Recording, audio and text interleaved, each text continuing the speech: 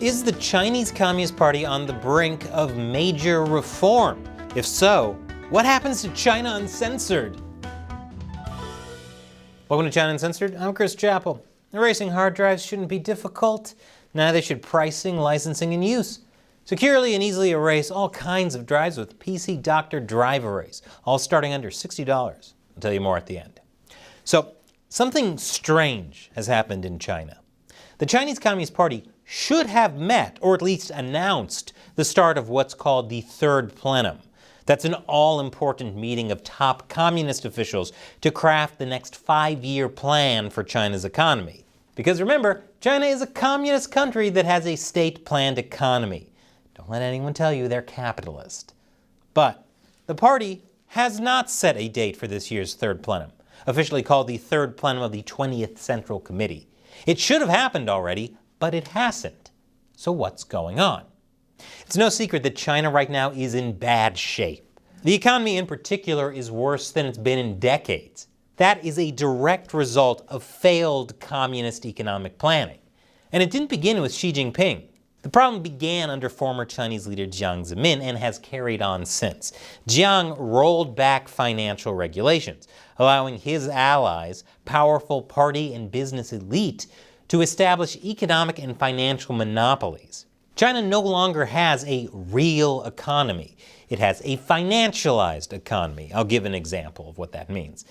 Subsidies and unscrupulous lending allowed well-connected real estate developers to embark on massive construction projects. But that construction wasn't tied to any actual market demand. That's why, according to a former top official, while there's 1.4 billion people in China, there could be enough vacant homes in China to house up to 3 billion people. That whole system is now blowing up. So is the party and Xi Jinping preparing to change course? Are they going to try something different? Are they going to reform, and that's why they've been delaying the plenum? That's what this series of commentary by Hong Kong media HKO1 seems to suggest. There are titles like, "The Third Plenum has not yet been held. Major reform measures and personnel matters could be undertaken at the meeting.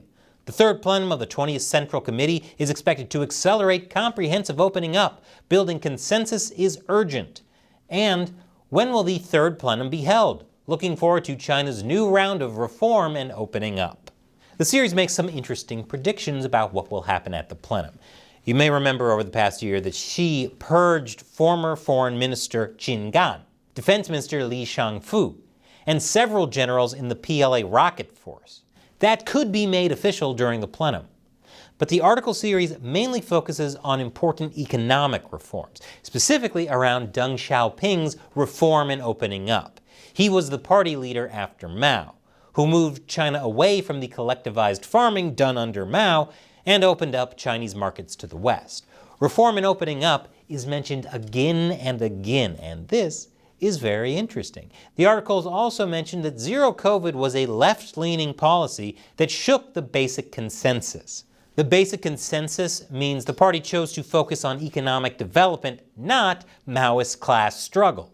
Zero COVID was Xi Jinping's baby.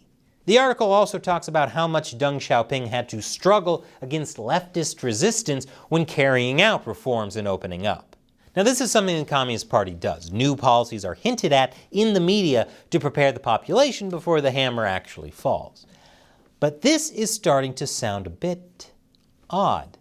Almost as if it's trying to say something about Xi Jinping, something not so nice. Because these articles aren't about telegraphing what the CCP is about to do. There's something totally different going on. I'll tell you what it is after this quick commercial break. Welcome back. So is the CCP imminently going to reform? Don't hold your breath. Because let me tell you about HKO1. It's owned by Pun-hoi. He used to be the owner of the former Beijing-based overseas Chinese language media outlet Douwei News. Douwei News was widely believed to be part of what the CCP calls the Great External Propaganda Plan. Beijing is buying up media outlets and training scores of foreign journalists to tell China's story well, as part of a worldwide propaganda campaign of astonishing scope and ambition. Douwei was eventually shut down and folded into HKO1, So it's definitely party-linked, but that doesn't mean it's friendly to Xi Jinping. According to China Insider, a risk consultancy that specializes in elite Chinese politics, HKO1 appeared to have inherited Duowei's role as a channel for Xi Jinping's opposition to vent their dissatisfaction with his rule and conduct political mobilization. So the message here is that Xi is following Mao's far-left footsteps, and it's wrecking the economy. If other people were in power, things could go back to the way they were under Xi's predecessors, particularly Jiang Zemin. But keep in mind, that wouldn't be reform.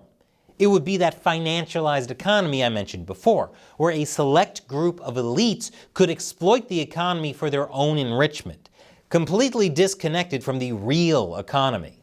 China has one of the largest wealth gaps in the world. This would do nothing to address that. Xi Jinping is currently executing an economic policy geared at breaking up the economic monopolies of his political enemies. The buzzword he's been using is common prosperity. And there's been plenty of common prosperity crackdowns. So these articles show what the anti-Xi coalition is most afraid of. They're terrified that Xi would sacrifice them, seize more of their assets, and break up their independent kingdoms in the regime as he seeks to absolve himself of blame for the many failures of the CCP regime and win over the masses. But as I mentioned in this episode, if that's his plan, Xi is running out of time. He's been at the top of the Communist Party for a decade. Horrendous human rights violations have happened under his reign.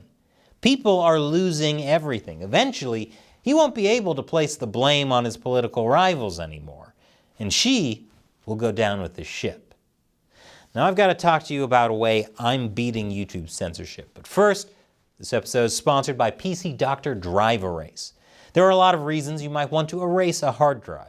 When you recycle an old computer before you send it in for repair, erasing hard drives should be easy. That's why PC Doctor Service Center Drive Erase provides an easy, guided path to erasing hard drives properly. It automatically removes a freeze lock and erases hidden HPA and DCO sectors, and it uses the most secure erasure method available for the drives. After it's done, it verifies that everything got erased properly and gives you a PDF certificate that's also stored on the drive. Drive Erase supports MMC partition regions, NVMe namespaces, and multiple drives in parallel. And there's no limit to how many drives it can be used with. So if you're ready for an easy-to-use solution to clean out your hard drives, use PC Doctor Drive Erase.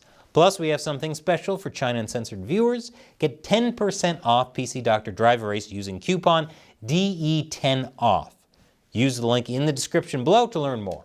And in my ongoing efforts to talk about all the things YouTube considers too controversial by hiding it in video game content, check out the latest episode of Deep Thoughts While Gaming about Resident Evil and Big Pharma. YouTube will hate it, but you're going to love it. Check it out and let me know what you think. Once again, I'm Chris Chappell. See you next time.